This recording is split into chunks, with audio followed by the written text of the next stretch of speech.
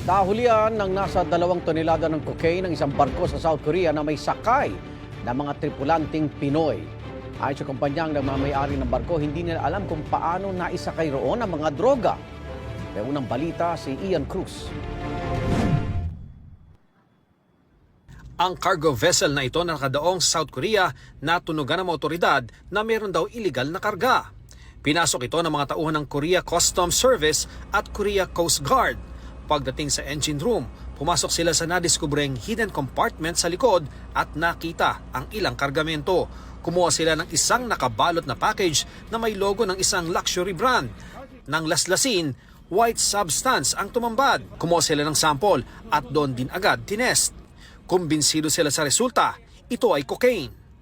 Sa kabuuan ng paggalugad ng mga otoridad, nakasamsam sila ng mahigit 50 kahon ng mga umano'y cocaine.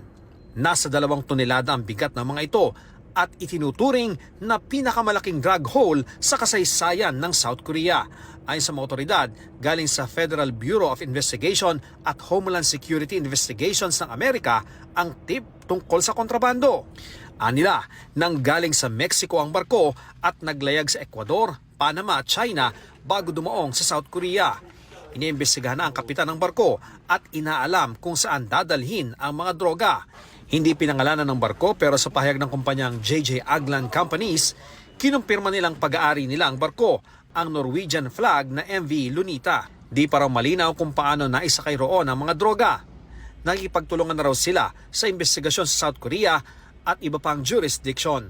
Nasa barko pa ang lahat ng kanilang crew na galing sa Pilipinas. May kausap na raw silang abogado para tutukan ang kaso ng mga tripulanting Pinoy. Sinusubukan pa ng GMA Integrated News na makuha ang reaksyon ng Department of Migrant Workers o Department of Foreign Affairs kaugnay sa mga Pinoy crew sa MV Lunita. Ito ang unang balita. Ian Cruz para sa GMA Integrated News. Igan, mauna ka sa mga balita, mag-subscribe na sa GMA Integrated News sa YouTube para sa iba't ibang ulat sa ating bansa.